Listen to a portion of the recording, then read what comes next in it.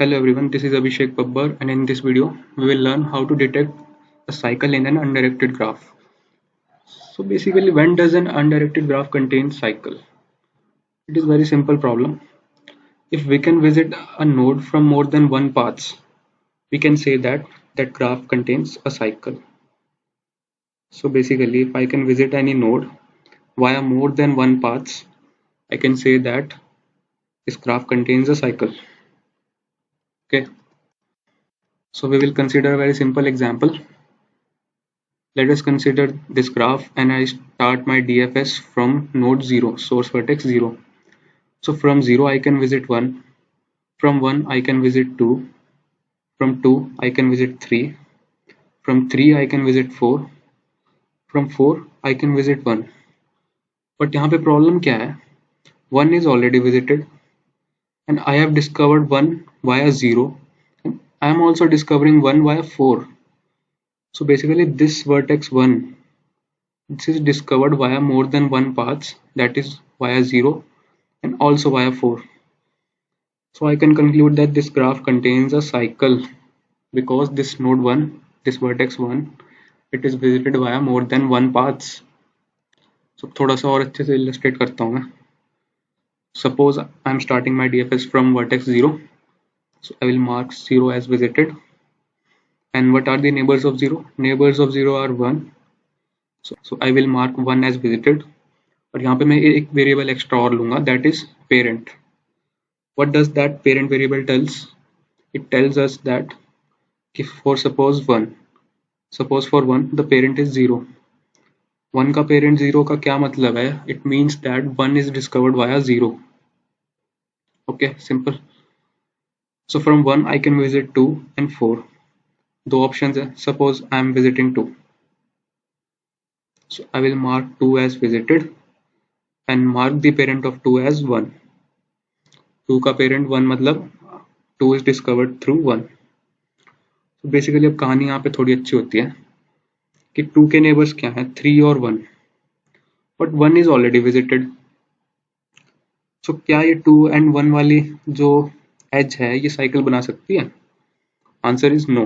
Why? Because 2 तो 1 के through ही डिस्कवर हुआ है, because parent of 2 is 1.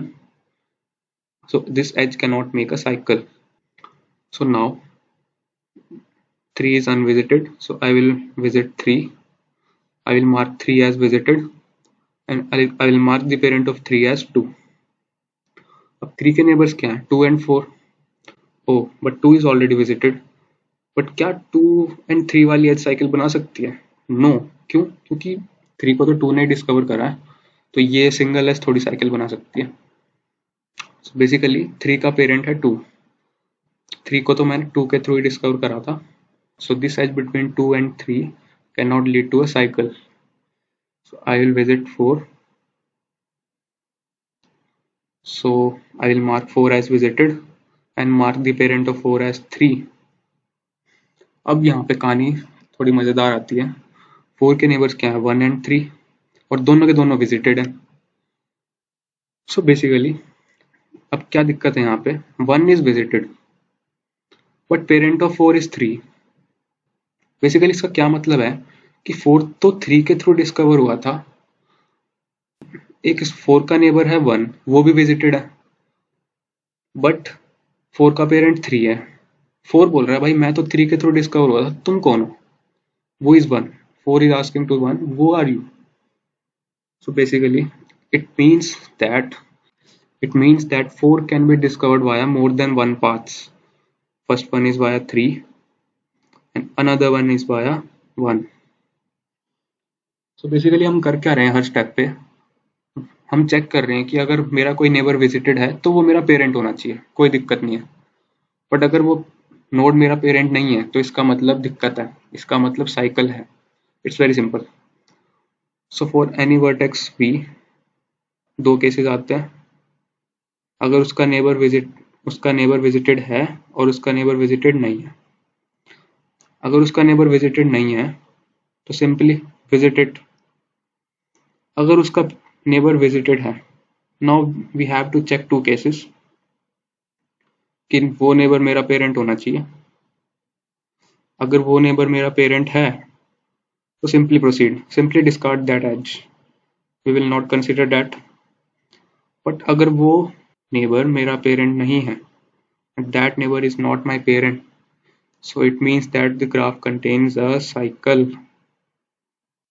Simple.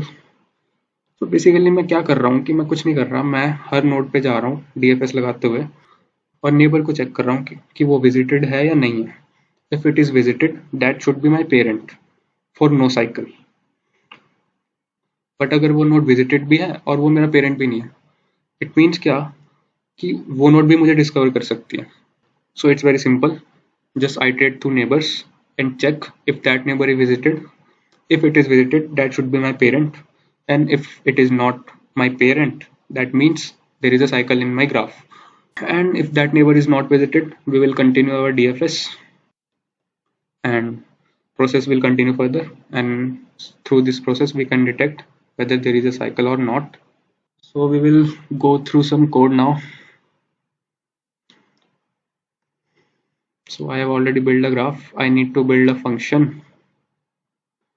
Okay, so basically हम फंक्शन बनाते हैं,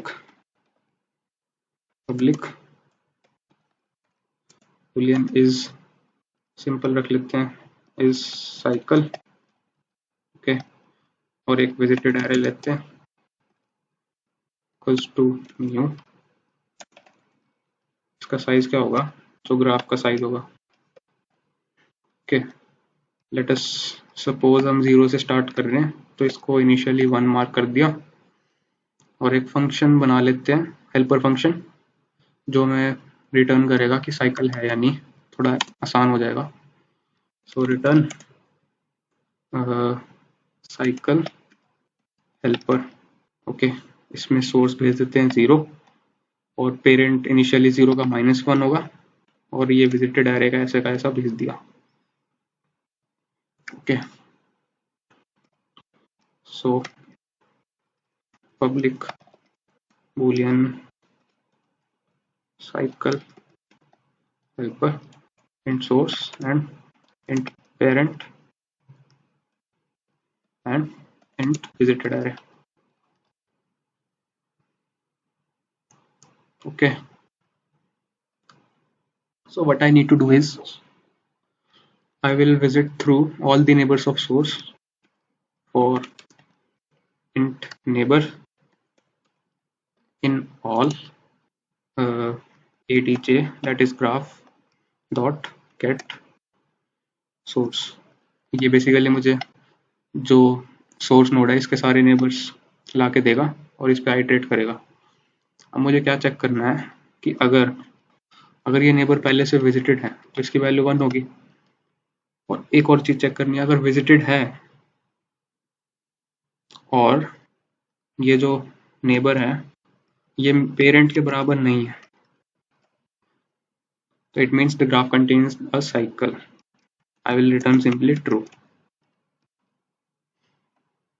और इसके बाद क्या चेक करना है मुझे, एल्स लिखने की जरूरत नहीं है वैसे तो, क्योंकि पहले रिटर्न हो जाएगा. तो basically I need to check अगर v of neighbour non visited है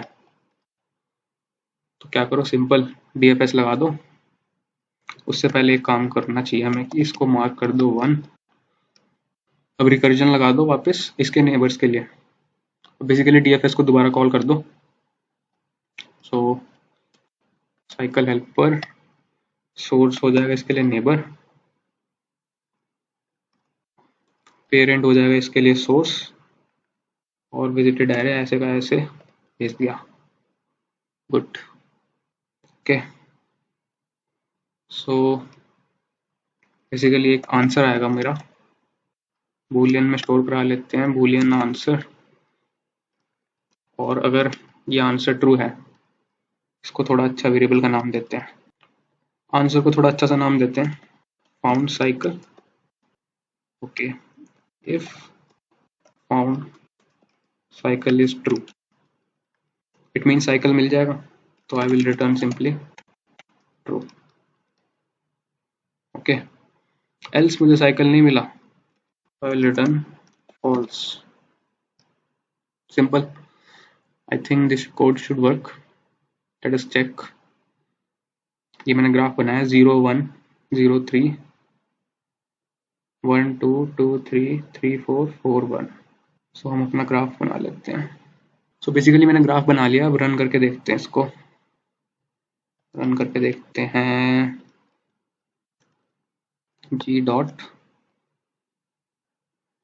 सो रन करके देखते हैं इसको. So yes, it is giving me correct output.